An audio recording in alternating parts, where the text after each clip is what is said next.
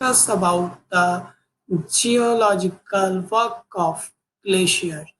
Yesterday we talked about the work of river, so now we talk about today work of glaciers. Maybe today, tomorrow we discuss about the work of wind. So we start the today's topic work of glacier. Before that we discuss about work of glacier. We just revised tomorrow work of river. Just we rivers are work processes are depending on the erosion, transportation, and deposition. The same like that, your glaciers is eroded the material and deposited. Okay, eroded, transported, and deposition. But just not like that, the river erosion types. There's a methods of lots of methods, but there are the two kinds of a process working in a glacial erosion, that's a plugging and the abrasion. So we discuss one by one in my slide. So let me go to the my slide. So here's my slide of about the geomorphic agent. Second number, geological work of glaciers of PSC Geology 4th semester. So first question आपका आता है इसमें कि what is the glaciers basically, क्योंकि आप glaciers work पढ़ रहे हैं तो हमें पता होना चाहिए तो what is the glacier. So glacier basically a river of ice. अगर हम एक शब्द में कहना चाहें, वन वर्ड में कहना चाहें तो glacier is a river of ice. And अगर हम कहते हैं is डिफाइनली a glacier is a huge amount of ice consisting mainly of recrystallized snow and floating on a land surface due to the gravitational and exogenetic forces. The gravitational force. Okay, so at present, approximately 10% of the Earth land surface is covered by the glaciers, and the 7% of the oceans is covered by the glaciers. So आपका 10% जो भी part है वो covered है आपका land surface का glacier से, और 7% यानी कि 7% आपका ओशन कवर्ड है आपका ग्लेशियर से. Glaciers found mainly in a high altitude in the arctic region and high elevation at on the mountainous region. First example is a Himalayan mountain regions. So now we discuss how to the form of a glaciers. So आपका एक term आता है snow lines. Basically आपने देखा भी होगा कि glacier found mainly in the high altitudes and the arctic region and the high elevation of the Himalayan region above the snow line. हम कहते हैं कि स्नो लाइन से ऊपर जितने भी आर्टिक रीजन्स में ग्लेशियर्स फाउंड होते हैं. सो स्नो लाइन्स होती क्या है basically, but is the snow lines. Snow line is line between the permanent glaciers and the seasonal seasonal glacier, या कह सकते हैं basically the permanent snowfall and the seasonal snowfalls region. It is the lower limit of accumulating snow below and snow line the snow mat in summer. The elevation of the snow lines varies considerably.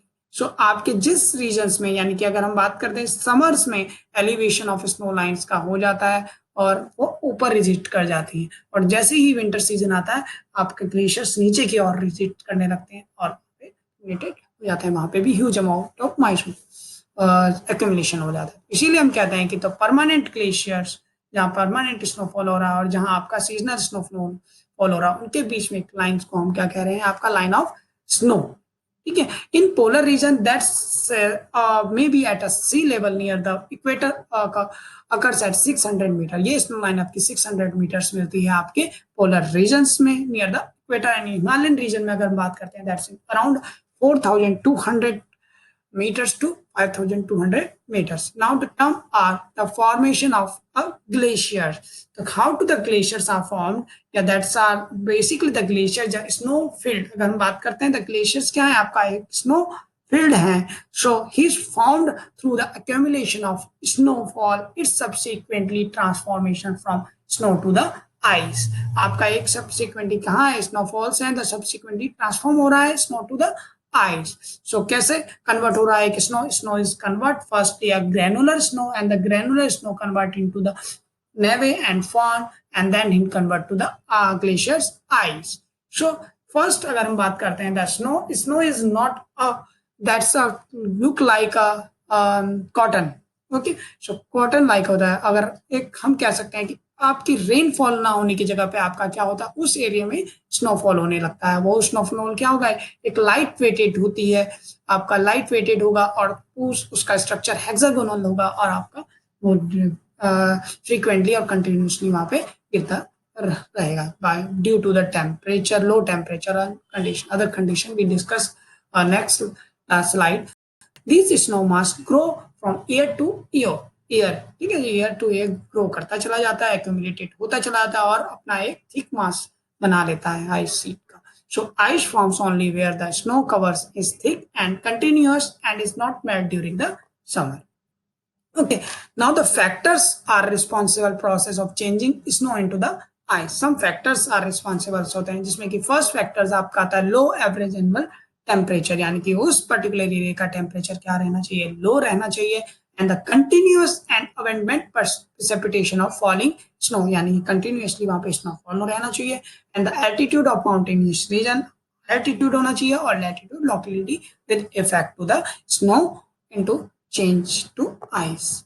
Next, what are the consequence कह सकते हैं या factor in the process by changing snow into the ice? First, newly fallen snow is highly porous. जो कि आपका new formed snow होंगी वो क्या होंगी, highly porous होंगी, light weighted होंगी, इसकी specific gravity आपकी 0.5 होगी. When they melt earlier refreeze, अब वो क्या होगा, आपका convert, आपका नीचे land surface snow materials down to the earth's surface, then after heat freeze it, refreeze out of the snow crystals and they convert into the shape of a grains, ice granules, and then it's the snow becomes a granular. Now the snow becomes granular, its masses of ice are called neve, the neve and a fawn.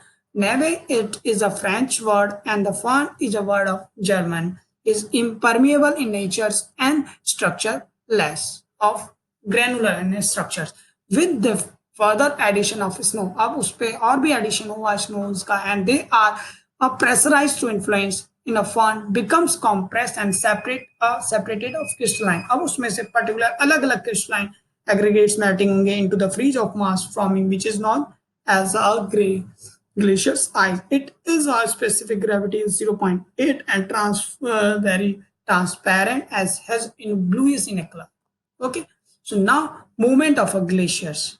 Okay, so first आपने discussion किया formation of glacier कैसे हुआ, snow, फिर snow granules, then is converted to the fan after converting to the high accumulation that converting to the glaciers ice. Now the movement of glaciers, it moves few meters per day, आपका per day में few meters वो visit करता है, move down करता है by the gravitational forces and other extrusive flow कारण. They move partially by a plastic flow and the partially by the shear movement. कुछ movements उनका शेयर स्ट्रेस की वजह से होता है और some movements of plastic nature, plastic है ना नेचर, प्लास्टिक इन नेचर की हम बात करते हैं. Upper surface and the lower surface में हम डिवाइड करते हैं आपके ग्लेशियर को. तो upper part of the glacier is 25 to 50 kilometer in of sorry 50 kilometer not a meter thick and brittle in nature of zone that is called of a zone of a fracture, and the lower part of glacier is a floating down, that is part of is a lower part is called a extrusive in gravitational flow in nature. So moving glacier falling into two zones, the zone of flow and zone of fractures. जहाँ पे zone of fractures हो गए वहाँ पे devices आप develop कर सकते हैं, बाहर स्टेट आपके डेवलप करते हैं by the action of plunging and abrasion, plunking and abrasion. So landform of glaciers are the various landforms are developed by the glacier's action or by the glacier process. The process are erosion and depositions. The erosions is discussed by described by the plucking and abrasion action. The plucking is a freezing joints and drag away. तो plucking क्या है, basically that's a freeze joints हैं आपके जो drag करते हैं और वहाँ जो फ्रीज जॉइंट्स में आपके डिफरेंट मटेरियल्स या इरोडेड मटेरियल्स हैं उसको वेप आउट करके ले जाता है. एब्रेक्शन क्या करता है, आपका वो वेप आउट मटेरियल आपका स्क्रैचेस करेगा, पॉलिश करेगा उस पर्टिकुलर लैंड सरफेस को, द डेब्रिस फ्रोजन इनटू जो उसके अंदर पहले से ही मौजूद है. So glacier deposition, the laying down the eroded material by the glacier erosion, like the moraines and the your suppose moraines, drumlines. Okay.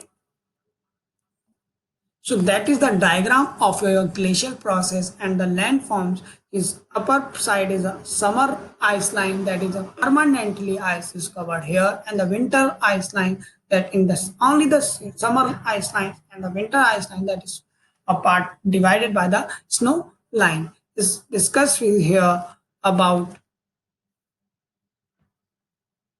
discuss here about some changes that the snowfall here region here, that is the region of snow, and now his term a different landforms develop here that is called snout. Snout is basically a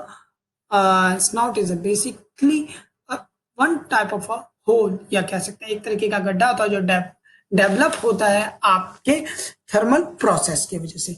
thermal process जब due to the thermal process there is a develop huge amount of crack या cracks develop होने लगते हैं। The cracks develop into the ice sheets, ice mass by the thermal processes या other weathering process की वजह से develop होता है। That is called the snow out. Snow out. Okay. Next other term that is called cirque. SIRQUE. Cirques. Cirques is a term of erosion by the abrasion and the plucking process. They develop the cracks on a huge amount of ice, and the cracks frequently or continuously develop on the that particular mountain region। तो cracks वो develop करता चला जाता है अपने पीछे का part यानी कि बैक साइड में वो इरोजन करता जाता है और आगे की तरफ आइस स्लैब्स बढ़ने लगते हैं। तो पीछे वो क्रैक्स करेगा, डेवलप क्रैक्स करता है। अगर वो क्रैक्स डेवलप कर रहा है और कई सारे सर्कल्स डेवलप करते हैं one side of mountain and second side of mountain. अगर हमने सपोज कीजिए आपको ये डायग्राम देखते हैं, ये आपके एक माउंटेन रीजन है, ठीक है, इस तरीके से एक फोल्डेड माउंटेन है, इधर भी क्रैक्स हैं उधर भी सीकीज हैं, दोनों तरफ सीकीज क्या करेंगे आप इरोजन मटेरियल इरोडेट करते चले जाएंगे, इरोड करते जाएंगे, इरोड कर रहे हैं, प्लकिंग और एब्रेशन कर रहे हैं। सो यहाँ पे क्या होगा आपकी एक thick layer of sharp edge ridge बन जाएगी, that is called arete. So जैसे कि आप इस डायग्राम में देख रहे हैं, ठीक है, ये डायग्राम आप शो कर रहे हैं जिसमें कि आपके एक शार्प एजेस बन रही है, दैट इज कॉल्ड आर्टे, और ये आपकी सीक्वेंस यहाँ पे क्या कर रहे हैं, इरोड कर रहे हैं मटेरियल्स को। ओके, इस तरीके के फीचर्स को हम कहते हैं आर्टे। एंड अगर बोथ ऑफ साइड्स से आपका जैसे कि इस साइड्स में और इस साइड्स में कुछ ह्यूज अमाउंट ऑफ वेदरिंग या इरोजन का फीचर्स हो जाए और पीछे लुक लाइक का ट्री स्ट्रक्चर्स बन जाए या हॉर्न लाइक स्ट्रक्चर बन जाए, that is called the horn land forms. So horn ये बन जाता है, ये भी that's depending on the circle. Circles basically huge आपका bigger than the snout, जो आपके क्रैक्स होते हैं उससे ज्यादा बिगर अमाउंट का क्रैक होता है सर्कल्स। ओके, नाउ द कोले। कोले क्या है आपके, अगर मैं सपोज कीजिए ये माउंटेन रीजन्स हैं, ओके, इन माउंटेन रीजन के बोथ द माउंटेन रीजन्स में सर्कल्स क्या करते हैं, इरोडेट करें और इरोडेट करके एक होल बना दें, वो that is hole called in geographical term is a col. Okay, now अब इन पार्ट से आपका रिवर का आइस क्या करेगी, नीचे की ओर फ्लो करेगी। वो आइस अब क्या हुई, धीरे धीरे टेम्परेचर लो होने की वजह, हाई होने की वजह से, क्योंकि टेम्परेचर ऊपर लो था अब नीचे हाई होगा, टेम्परेचर जैसे जैसे बढ़ता जाएगा वो रिवर जो भी है उसमें ग्लेशियर आइस मटेरियल था वो थोड़ा थोड़ा मेल्ट होगा और वो रिवर्स में कन्वर्ट होगा, यानी कि वाटर कंटेंट के साथ मिलता चलेगा। और धीरे धीरे जैसे जैसे ये बढ़ता जाएगा आगे जो भी उसके चट्टाने आते हैं या माउंटेन्स या छोटे छोटे टीलेज आते हैं, दैट वहां पे भी वो इरोजन प्लकिंग करेगा, जिससे कि डेवलप होता है आपका रॉकी माउंटेन या रोचे माउंटेन। रोची माउंटेन्स क्या है, एक तरीके का आपका क्या है डेवलप करता है जिसमें कि आपका पीछे का पार्ट छोटा, ठीक है, इस तरीके का छोटे का पीछे का पार्ट आपका छोटा दिखाई देगा, जैसे कि मैं यहाँ आपको बता देता हूँ, ठीक है, इस तरीके का एक रीजन्स होता है, ठीक है, जिसमें कि यहाँ डिपोजिशन, यहाँ पे आपका इरोजन होगा और आगे डिपोजिशन वो करता चला जाएगा और इसके ऊपर से आपकी आइस मास फ्लोट करने लगेगी, that kind of a structure. Same rocky mountain like structures develop by the glaciers, it is called crag and tail. ये आपके पीछे से सेम ही होता है, बट यहाँ पे क्या होगा, यहाँ पे आपका डिपोजिशन भी होता रहेगा साथ साथ, उसमें आपका रॉकी माउंटेन में डिपोजिशन नहीं होता था, बट इसमें आपका डिपोजिशन भी साथ साथ में होगा, थी deposit some material to tail side. Okay, that's a crag and then now develop the glaciated valley to here also, and the Nunatak is a term is a sharp mountain regions, यहाँ पे कि आपका एक sharp mountain regions develop, ठीक है, both side से sharp रहेंगी, that's called is a nunatak by the circus and the crackles and rocky mountain or erosion of plugging and abrasion formulas. Glacier striated, अब आपका जैसे जैसे नीचे टर्म आता रहेगा रॉक्स आपकी सॉफ्ट भी मिलेंगी, हार्ड भी होंगी, सॉफ्ट और हार्ड रॉक के फॉर्मेशन की वजह से आपका यहाँ पे स्टेयर वेज लाइक स्ट्रक्चर बनेगा, that is called glacial stairway. Okay, now terms आपका लेटरल इरोजन ना होकर आपका हॉरिजॉन्टल इरोजन होगा, और वो एक वैलीज डेवलप करेगा, that is called the U shape valley due to the, आपने रिवर में देखा होगा वहां वी शेप बन रही थी due to the lateral erosion of river, and now after due to the glacier horizontal erosion that is you shape valley. अब ये यू शेप वैली से जो भी मटेरियल आपका ग्लेशियर्स मटेरियल था वो आगे फॉल डाउन होगा, और इसके साथ इस मेन स्ट्रीम, जिसकी मेन स्ट्रीम कॉन्सिक्वेंट स्ट्रीम की बात कर रहे थे, मेन कॉन्सिक्वेंट ग्लेशियर्स फ्लो के साथ सम पार्ट ऑफ ग्लेशियर्स के भी मिलते रहेंगे, जो कि सीजनल टर्म्स में होता है, कभी वाटर फ्लो करेगा और जब विंटर सीजन आएगा तो वहां ग्लेशियर्स फ्लो करने लगते हैं। so, इस तरीके के पार्ट्स में say that is called the hanging valley, और वो एक हैंगिंग इन नेचर्स में दिखता है, लगता है कि वो उस पर हैंग कर रहा है, हैंगिंग अराउंड कर रहा है मेन ग्लेशियर के साथ, that's why it's called the hanging valley. Now आपका जो मटेरियल था वो आपका डिपॉजिट इरोजन, अब तक तो इरोजन होता आ रहा था, अब वो मटेरियल क्या होगा, डिपॉजिट होने लगेगा, वो छोटे छोटे पेबल्स, कॉबल्स और डस्ट या क्ले मिनरल्स जो भी आइस के साथ आए हैं वो डिपॉजिट होंगे, वो depositional features of landforms develop करेंगे, that depositional of landform is also called a glaciofluvial deposits या ग्लेशियोफ्लूवियल्स लैंडफॉर्म। ये आप देख रहे होंगे कि यहाँ पे आपके टू साइड्स ऑफ ग्लेशियर्स आ रहे हैं, that material two sides is joining here, some part of deposited here that is called the lateral moraines, that is called the moraine is a particular clay, silt या rocky या pieces of a rock material and glaciers, वो deposits होंगे आपके किनारों पर, यानी कि bank of the glaciers, that the lateral moraine, अगर दो जहां से आपके दो ग्लेशियर एडजॉइन कर रहे हैं उसके मिडल्स में कुछ डिपोजिशन होता है, that is the middle moraine, terminals पे आपके डेवलप होंगे, so terminal moraine, outwash plane और ये जो भी आइस आपकी फ्लोट कर रही है that move slowly move down करेगी, और जो सेंटर ऑफ पॉइंट्स है उनको पहले ये आगे बहा के ले जाएगी पैदर देन किनारों वाले, ओके, क्योंकि किनारों में ये हार्ड ज्यादा डार्क होता है, यानी कि इस वजह से किनारों को नहीं करती। और ड्रमोलाइंस, आपका ड्रमोलाइंस particle or some small particles of clay and silt is composed on some parts deposited to here, that's called dromeline. Escarce is look like a structures in this one. So outwash plains developed by the glaciers after the river जो भी develop करेंगे, that is the part of glacier. So we discussed today about your landforms to just briefly we just show you the pictures of also the some landforms, so you one by one you can see the pictures to this one. So first picture we can show the whole diagram. So Circus is a valley, Circus you will know about that Arte, that the coals, and these are Matamon Peak and Relatic Mountain, that's are the glaciers valley, waterfall, and through the U-shaped valleys also developed. Next diagram is showing the crevices basically cracks develop on the ice, so cracks develop होते हैं by the plucking and the abrasion of eroded materials of ice of glaciers, okay, that the cracks are crevices, that's called the crevices, okay। crevices के अलावा भी आपका एक develop होता है जिसमें कि आपका ह्यूज अमाउंट ऑफ ये स्नोफील्ड था, यहाँ पे आपका बेसिकली ये आपका यहाँ पे आपका क्या है, ये एक स्नोफील्ड है, ठीक है, और एक स्नोफील्ड यहाँ पे, और बीच में आपका एक क्रैक्स डेवलप हो गया, ठीक है, that's a cracks develop is called bergschrund ब्रेसन क्रेविसेस, ठीक है, ये क्रैक्स क्रेविसेस होता है और ये huge amounts of ice flow करता चला जाता है। सो नेक्स्ट अगर हम बात करते हैं, नेक्स्ट हम देखते हैं नेक्स्ट डायग्राम क्या है, आपके प्रीमेडियल पीक्स जो डेवलप हो रही है, प्रीमेडियल पीक्स क्यों डेवलप हो रही है, जैसे आरटी है, टर्न्स और कोरीज, लेक्स, जहाँ पे ये लेक डेवलप हुआ है यानी कि वाटर मेल्ट हुआ और वहाँ पे एक गड्ढे था उसमें वाटर में एक्यूमुलेटेड हो गया वाटर फॉर्म में।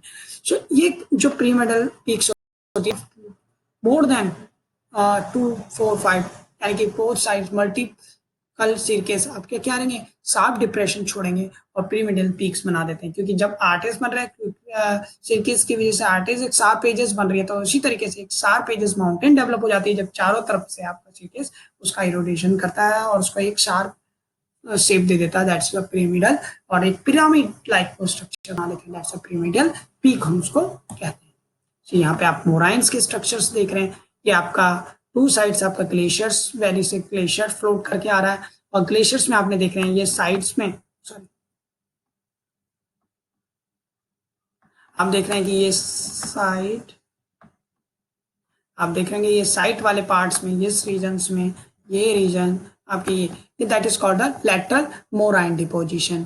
आपके मिडल्स में आप देख रहे होंगे, ये मिडल्स में जो आपके जमा हो रहे हैं that is called middle moraine. And moraine जहाँ पे आपके लास्टली आपका development of eroded material that is and moraine. Terminal जो नीचे ये इस पार्ट टर्मिनस फॉर्म में जमा होते हैं या डिपॉजिटेड होते हैं, that's a terminal moraine. And the ground moraine यानी कि बेसिकली ग्राउंड लेवल पे, यानी कि आप ये रीजन्स में जो मटेरियल डिपॉजिट होगा that's a ground moraine. Outwash plain look like just जब आपका ग्लेशियर्स आपके रिवर्स के साथ एडजॉइनिंग करेगा, जहाँ पे आपका टेम्परेचर एक ग्लेशियर्स ना होके एक रिवर वाटर फ्लो करेगा, वहां पे कुछ डिपोजिशंस होंगे, दैट्स द आउटवाश प्लेन उसको हम कहते हैं। जब एक हाई एल माउंटेन से रिवर प्लेन माउंटेन्स में फ्लोट करती पहुंचती है, दैट्स आउटवाश प्लेन वो बनाती जाती है, लाइक अ डेल्टा, जैसे आपका डेल्टा जब वो रिवर पे पहुंचने लगता है। ये आपके आज का टॉपिक था जिसको कि हमने ब्रीफली डिस्क्राइब किया। अगर और इसकी आपको स्लाइड्स जो भी हैं वो सेंड कर दी जाएगी, डॉक्यूमेंट्स आपको सेंड मिल जाएंगे प्रोफेशनली, जो भी आपको मिल जाएंगे। अब any doubt you can just contact me anytime, message me. Okay. So till then, next we to discuss tomorrow about the work of wind. Okay. So goodbye everyone and have a good day to you.